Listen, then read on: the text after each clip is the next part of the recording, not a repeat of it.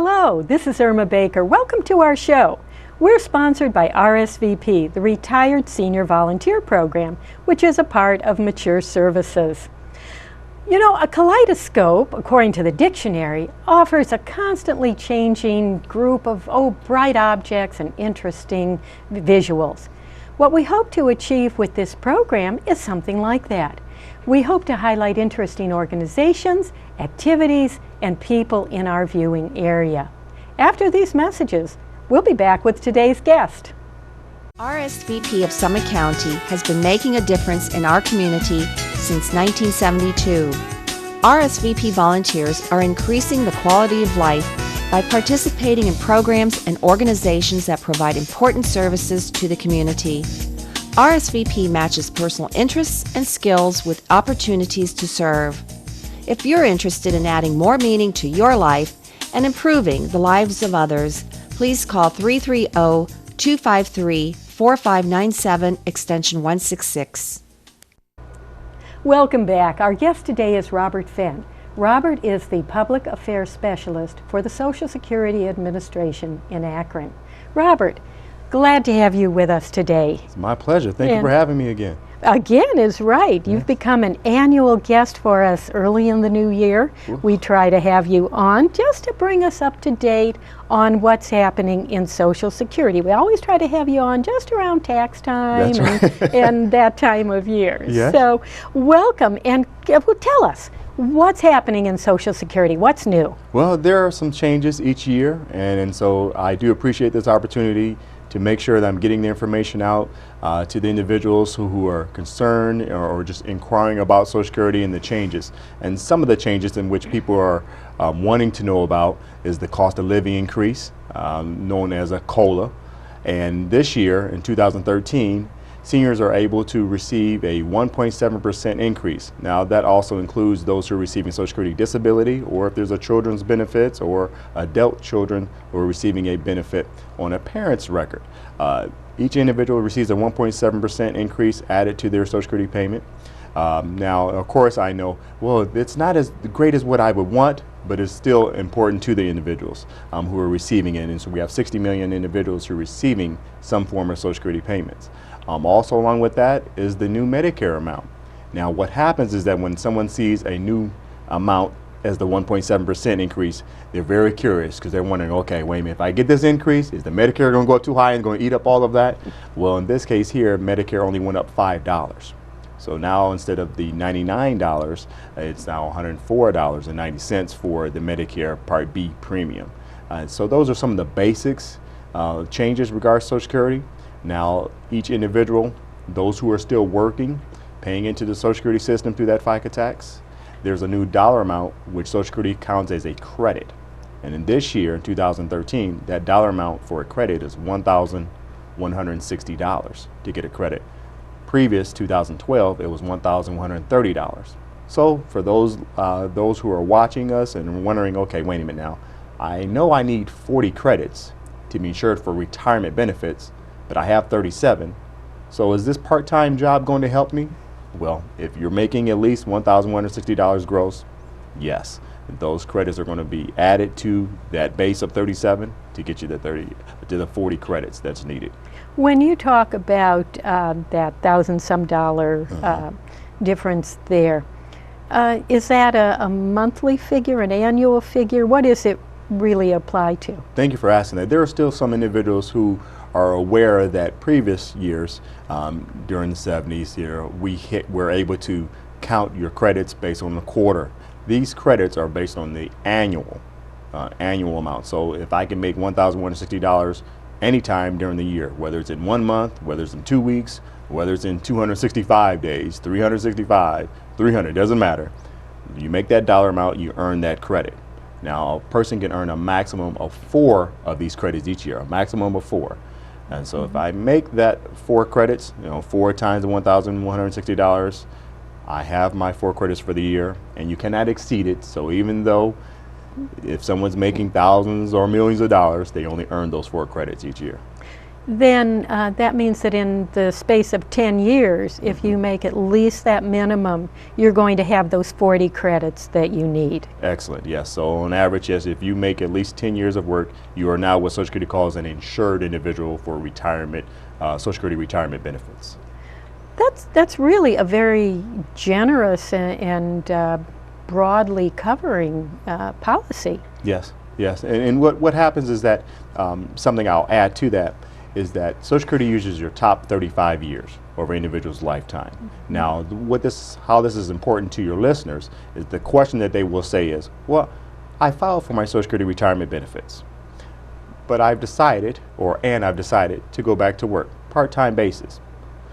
This current money that I'm making, is it going to add to my Social Security check? Will my check go up? Well, I want to make sure that everyone knows that we use the top 35 years, and the past earnings, let's say someone worked in 1960, 1970, 1980, wherever it may be, and then they file for Social Security benefits. We do something we call indexing, meaning we bring the past dollars into today's dollars. So what they made in 1960, 1970, the local mom and pop shop, they made $700 and they laugh, oh, well, that was only $700.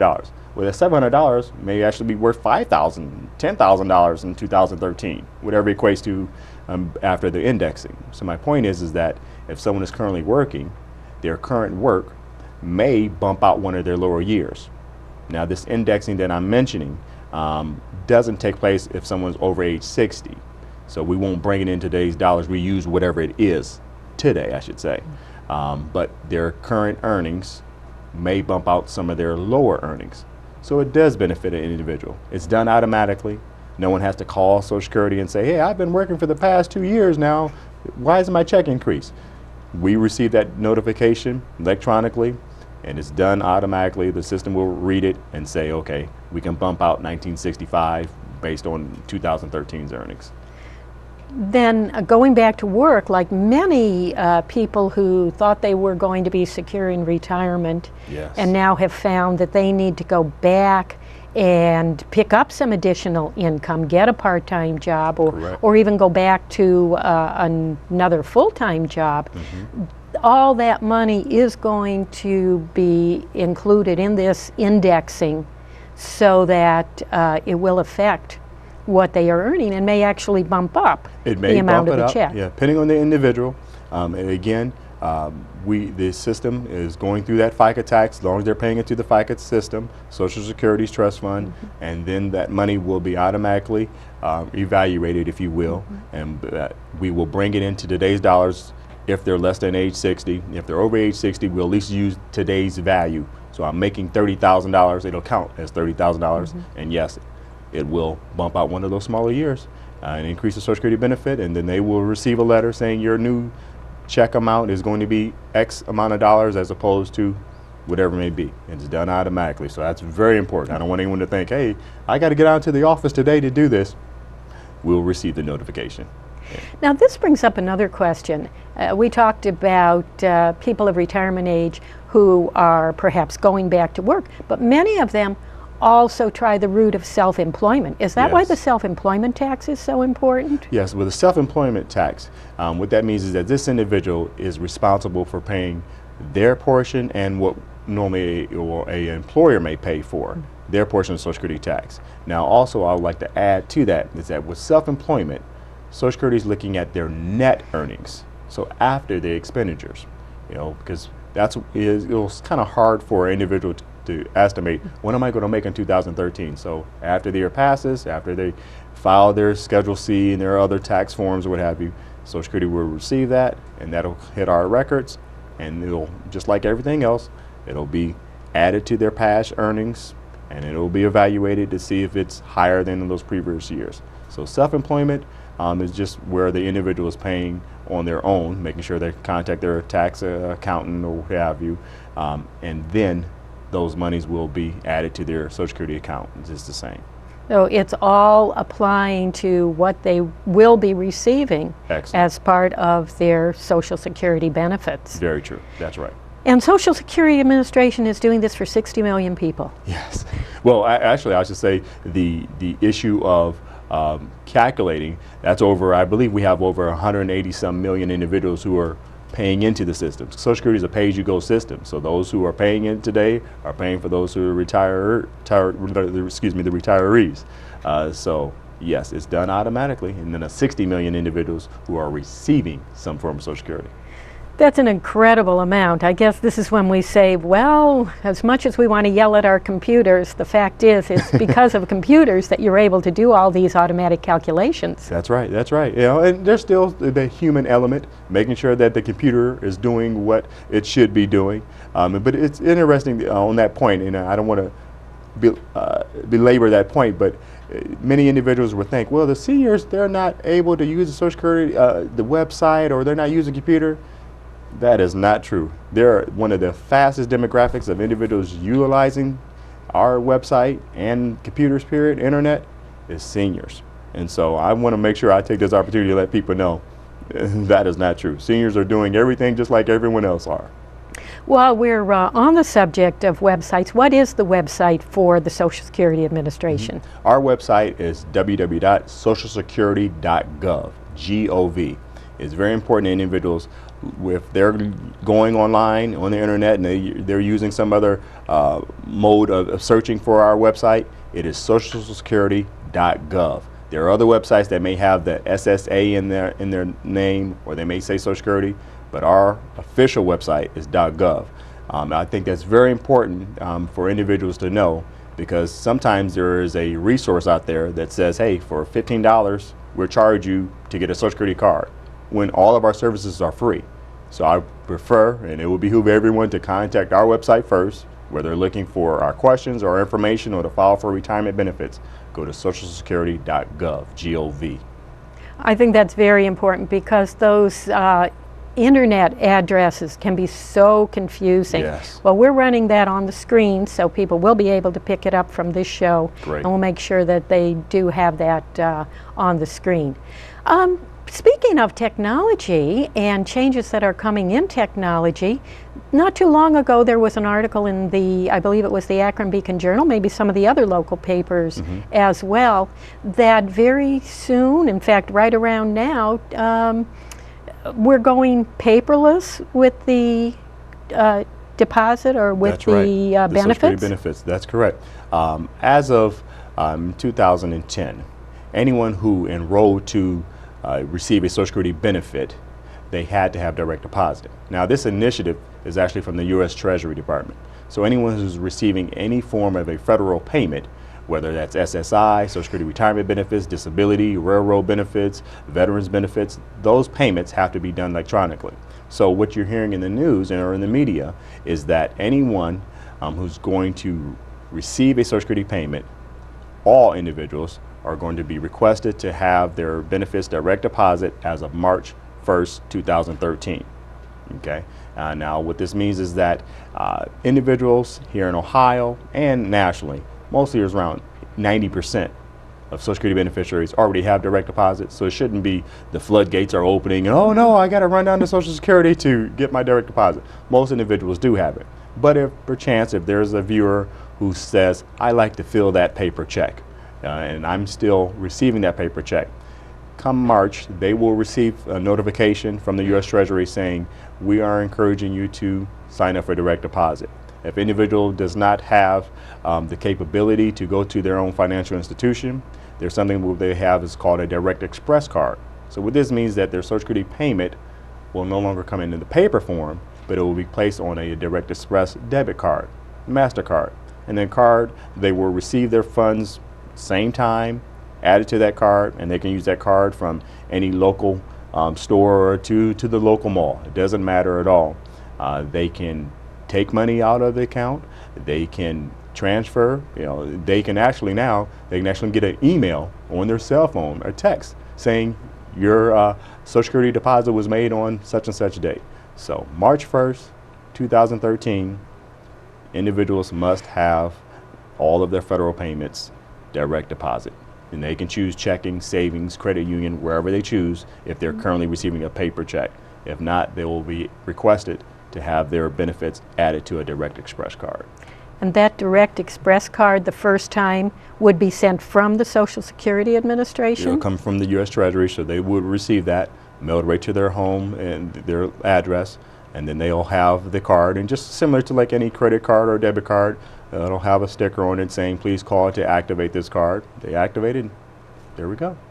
And that's something then, it's certainly different because it isn't going to be a new card every month. You're going to get that one card. And this again is only for people who for some reason could not get direct deposit. Excellent point. But the 99.9% of Social Security recipients should be having direct deposit by March 1st. Perfect. So the card, this is just a very small part of the population, and it's simply a way to cover all the bases. That's right. But that is something then that will have to be protected. People should know to treat that just like any other credit card or debit card. Keep it safe. That's right. And know that the money is going to be automatically credited to that.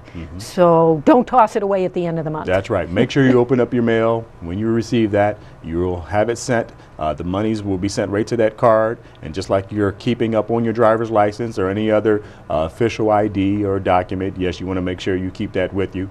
This is a way for the Treasury to be able to save money.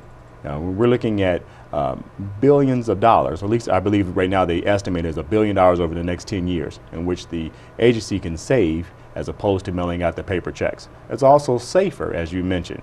You know, time and time again, I would hear individuals would say, I think the mail came. Did the mailman or did the mail person deliver the mail? I'm not quite sure. Well, now you know on that date, the monies will be right added to that card. You don't have to worry about now going out to the, to your local banks thinking, okay, I need to go check on that account today. You'll be able to have, there's a phone number too if they wish to call, and they can find out that the direct deposit has been made. So it's better product in terms of financially and for the safety and security of that individual's benefits.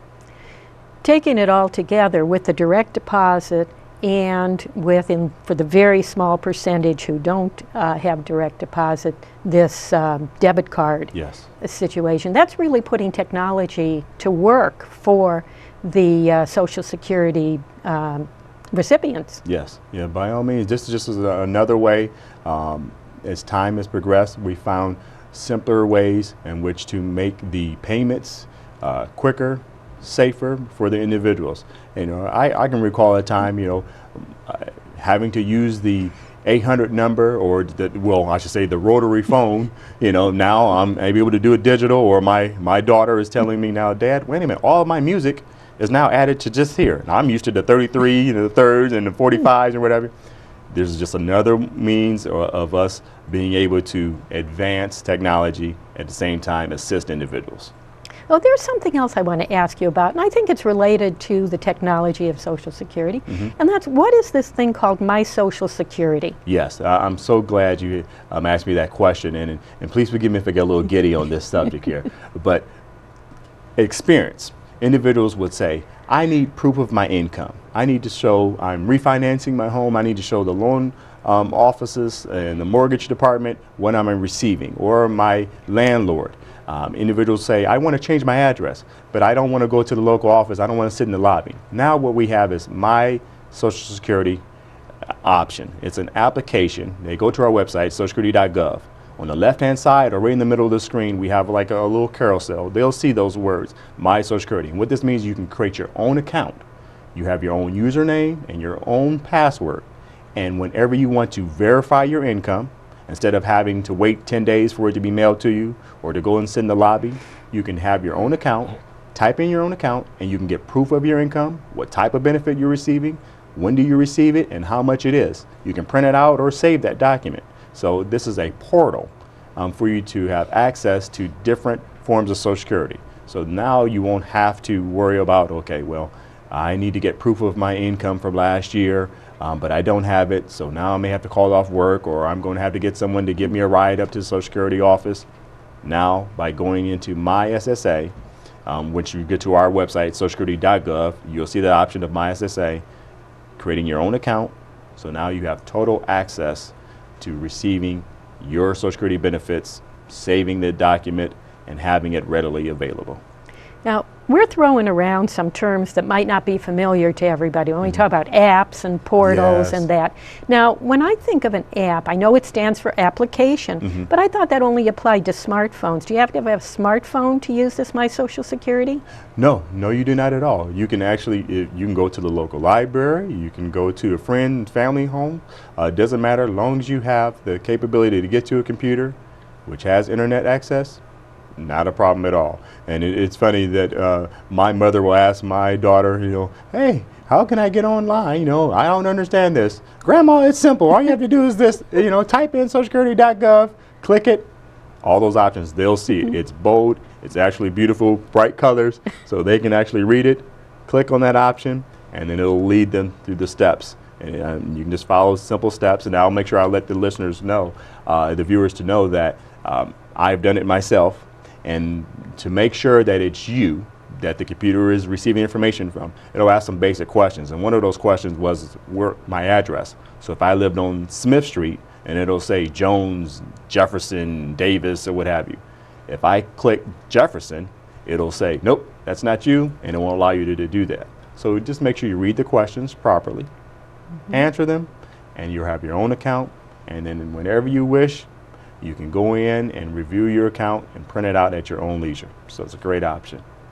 There's so many changes that have come in Social Security. What about just things that people should know? Perhaps somebody who is going to be applying for Social Security or is new to Social Security. Well, it's important to know that, one, that Social Security statement that we mailed out. Previous years, it was going out to individuals who were at least over age 25. Due to budget, they decided to change that. So anyone who's over age 60, they will continue to receive their Social Security statements. But anyone can receive their Social Security statement by going to socialsecurity.gov. On the left-hand side, they can request their statement, and this will allow them to review their work history, making sure that each year in which they worked is properly recorded. And they can look at that, they can see the Medicare tax, they can make sure that their name is correct, their Social Security numbers, and all the information related to them is correct and added. So they can print that information out. They can go to our website. They can use what we call a retirement estimator, and the retirement estimator allows an individual to basically create their own scenario. Type in when they want to retire, how much they're making this year, the month that they are thinking, I want to retire in December 2013. They hit enter, it tells them exactly what they can receive. So there's a lot of information on our website in which they can look on the left-hand side. We have something called frequently asked questions. They can click on one of those options, so that information is there. But it's just important for individuals that before they turn age 62, 3 months before that, they can look to file an application if they're thinking about filing for retirement benefits. I do hear individuals saying, well, do I have to file? No obligation to file, but if you're looking to file for your benefits, you do have to be within 3 months of turning age 62. And you have to be age 62 for a full month for that payment to be sent to you. So if my birthday is February 28th, March is actually the first month in which I have been 62 for a full month. March's check is paid in April. So anyone can contact Social Security. They can call the 800 number, 1-800-772-1213 to inquire about an application, or they can go online at socialsecurity.gov. If they start an application, that application is simply sent to the local office, and once they hit enter and they get a confirmation number, someone from the local office or from our internet claims taking unit, they'll contact them. And then they'll say, what questions do you have? They can review the application, and it's done. Simple. I think that something that's very important to consider here is that if someone does apply for Social Security benefits at age 62, it's going to be the reduced benefits, and that would not change when they reached full retirement age. Excellent. For those who were born between 1943 and 1954, his or her full retirement age is age 66. Now, this goes up increments of 2 months after those who were born in 1955. So 1955, 66 and 2 months, up to 1960. Anyone born after 1960, their full retirement age is age 67. So as you said, if my full retirement age is 66 and I elect to receive benefits at age 62, I get around 75%. So there's that 25% of a reduction. And yes, that amount they're locked into that amount unless there's a cost of living change. And that will be the only thing that would increase that benefit. So Your benefit will not increase when you turn 66 because you are deciding, do I want to take a smaller amount for maybe a longer period of time, or do I want to take a bigger check for maybe a shorter period of time? That's just fancy speak. We don't know when we're going to leave the world. If any viewer knows that, give us a call. I'm quite sure you and I will be a great agent for them. But the individuals are locked into that smaller amount. Some individuals decide to take that benefit because they say, hey, I'm retired and I can use those funds at this time. Knowing that the Social Security office is going to tell them which one they have to choose. It's going to be totally up to them. We will give them the numbers, how much you can get at 62. We'll tell you how much you can get at 63 if you're 63 at the time, or age 66, or age 70. We do tell them what they can receive at age 70 because there's something we call delayed retirement credits. An individual gets an increase of 8% between age 66 and age 70, that's their full retirement age, added to their Social Security payment. So that's excellent. So it's all those computers doing the calculations again and figuring it out for us. Well, Robert, I can't believe the time has just gone so fast today. It always goes too fast. It always does. So thank you so much for being with us today. My pleasure. And thank you, everyone, for watching today's view through our kaleidoscope. We hope you've enjoyed it and that you'll remember our sponsor, RSVP, which is a part of Mature Services. And RSVP offers adults age 55 and over volunteer activities in our local community, as well as many other services. For more information about RSVP, just call the number on the screen. For today's show, this is Irma Baker saying have a wonderful day.